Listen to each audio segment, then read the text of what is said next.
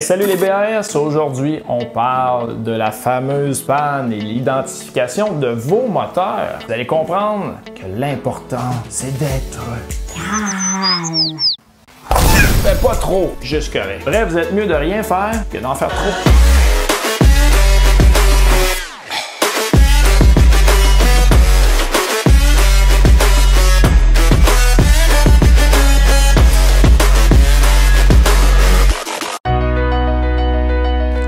On est au décollage, on est dans un PPC, l'avion accélère, on est sur la piste, on arrive à une vitesse de décision, on s'attend à avoir quelque chose. Est-ce que je vais avoir un reject, un V1 cut? Est-ce que j'aurai tout simplement rien? C'est un moment extrêmement stressant. Ouais, c'est vrai, moi je suis tout le temps vraiment stressée, des fois je fais pipi dans mes culottes. T'es même pas pilote, toi. Bref, on est bien mieux d'être prêt et de se pratiquer. Et de quelle façon pouvons-nous réduire le risque d'erreur? C'est ça qu'on veut. On veut pas faire d'erreur. Bon, c'est vrai.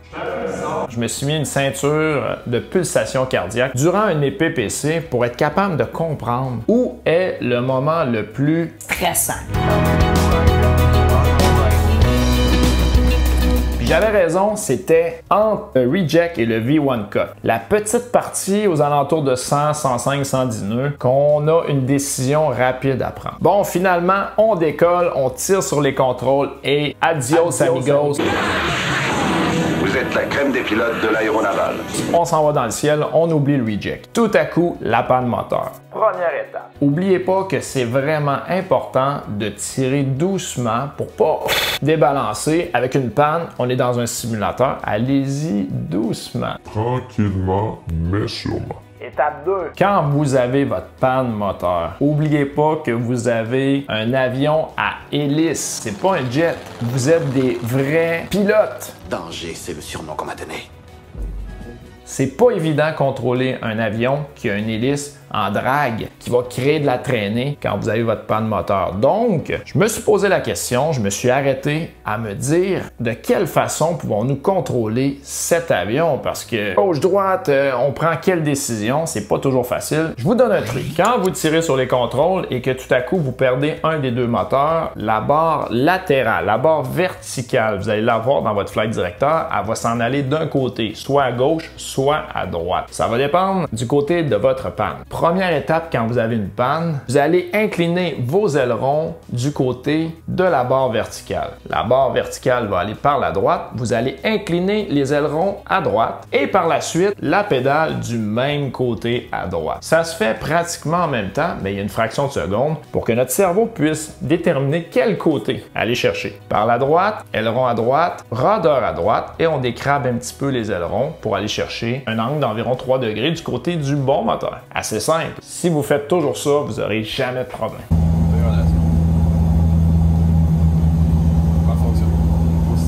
Europe confirme max stop, failure, feather fire. Max stop, number 2 engine fail feather. Même sans les mains! Hey, dis bon, regarde tes mains sur le yo.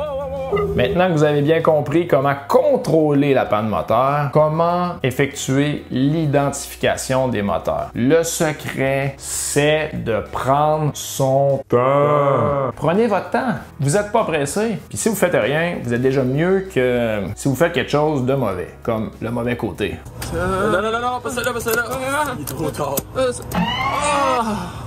Par la suite, je pourrais faire mes calls. Je vous parle pas des calls de notre compagnie parce que ça n'a aucune importance, mais l'important, c'est de prendre son temps, de contrôler l'avion. Quand on identifie notre problème, on prend une grande respiration. Encore 10 secondes et c'est bon! On appuie le doigt sur l'indicateur. Moi, c'est un truc que j'ai trouvé parce que c'est facile de dire Number 1, number 2, number 1, number 2, number 2, and number 1, engine failure, not failure, number 1, number 2, engine fire. mais en réalité, on dit n'importe quoi. Parce que on est des pros, on se pratique, on s'entraîne. Notre cerveau, dans un moment de stress, il va se précipiter à dire des choses trop rapidement. Puis ça va faire en sorte qu'on va avoir un petit glitch entre ce qu'on voit et ce qu'on pense. C'est pas parce que je dis qu'on a un number 2 engine failure, not failure, puis c'est le moteur numéro 1 que moi, en dedans, je vais continuer avec le côté numéro 2. Mais ça va quand même nous faire un sentiment d'échec en soi. Prenez votre temps, soyez cool.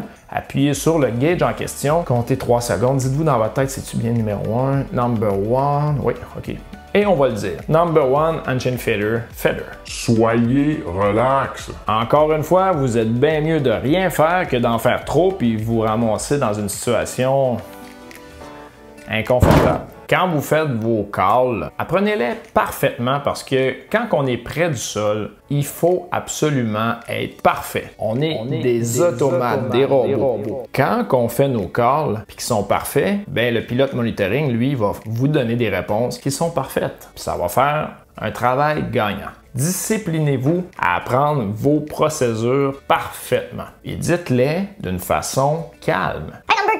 Ça sert à rien, ça crée du stress dans votre cockpit. Number 1 engine failure, not feather. Number 2 propeller overspeed. Number 1 unscheduled feather. Vous comprenez? Soyez relax. Soyez chill. Soyez ce que vous voulez. Va adorer, suis-moi, mini-moi. Mais soyez cool, soyez calme. Donc, vous voyez ici, on vient de perdre le moteur numéro 1. Comme vous pouvez le remarquer, l'uptrim a lieu automatiquement. Est-ce qu'il y a un stress en réalité? Pas de stress. Même quand vous gardez vos roues descendues, même quand vous montez pas votre puissance sur le bon moteur, ça se fait tout seul. Il y a même Bombardier qui avait approché les compagnies il n'y a pas si longtemps pour dire de ne pas monter vos roues quand vous avez une panne parce que quand vous montez vos roues, les portes vont ouvrir initialement pour créer de la traînée pour par la suite retirer cette traînée. Donc ce petit moment-là, c'était mauvais. Donc pressez-vous pas, calmez-vous. Je sais qu'on fait tout ça, monter les roues quand on a une panne, puis c'est bien correct, c'est ça qu'il faut faire en réalité. Mais vous avez une panne, faites juste contrôler votre avion comme je viens de vous montrer. Vous êtes calme, ça va déjà être 1000 fois mieux que d'en faire trop. Donc, on vole notre avion, on vole notre avion. Mais on est cave. On n'est pas cave, on est calme. Ah, j'avais entendu cave, moi pas calme. Donc, quand on arrive au simulateur, on arrive prêt, on se pratique. Mais on se pratique tellement que des fois, on se pratique plus d'un côté, puis ça va faire en sorte que c'est ce côté-là qui va sortir dans un environnement stressant comme au simulateur. Donc, paniquez pas, c'est pas parce que vous êtes mauvais, c'est votre cerveau qui vous joue des tours. T'as raison. Le truc pour pouvoir réussir à déjouer tout ça, c'est de relaxer, c'est de se calmer, c'est de se ralentir. Bon, vous voyez ici, je suis super relax, j'ai une panne moteur, parfait, grande respiration et on a un number 1 engine failure, feather. On fera rien en bas de 1000 pieds sol, donc next call est firing. Si vous volez à gauche, volez à droite, peu importe la main, peu importe le côté, c'est beaucoup plus difficile si vous ne lui touchez pas. Alors, appuyez sur le gauge, touchez-y, prenez votre temps, comptez 3 secondes, dites-vous-le dans votre tête et vous pouvez par la suite dire le problème. Mais touchez, parce que moi, je vole souvent à droite, à gauche, je me promène énormément. Et oui, ça pourrait être une cause. Mon cerveau, pour les neurones, j'embarquerai pas là-dedans, mais ça peut être mélangeant, ça peut nous jouer des tours, même quand on est sûr. Oh, malfonction, positive rate, gear up, confirme max stop, failure, feather, fire. On a mis max stop, on l'a déjà. Number 2, engine failure, feather. Bravo, bravo. Oh, number 2, prop overspeed. C'est bon, maintenant. Oh! Number 1.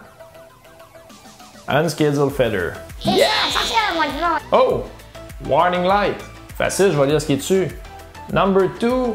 Engine oil press. Wow! Bravo, bravo. Ah, facile. Number 2. Engine feather, not feather. Non. Ah! Come on! Une chance que je suis dans le sim. J'ai une deuxième chance. Number 1. Engine feather, not feather. Allez, je vais l'avoir. Number 1. Engine feather, not feather. Number 2. Engine feather, not feather. Ali est facile. On va muter la belle pour commencer, ça va nous calmer. Parce que moi, ça m'énerve ça quand il y a trop de bruit. Wow, on va se calmer. Puis on va confirmer avec la couleur de la poignée qu'on a un number 1 engine fire. T'es revenu dans la game, mon pote, t'es revenu dans la game. Puis on peut y aller avec un number 1 fire drill. Yeah!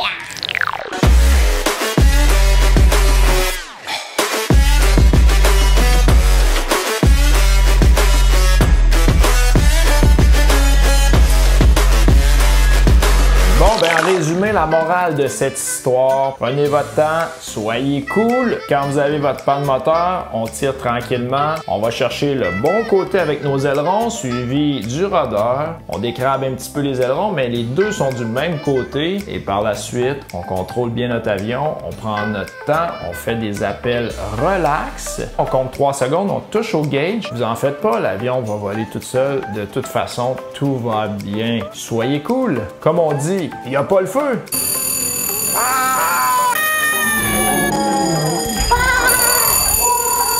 C'est ma veste jaune, je suis correct.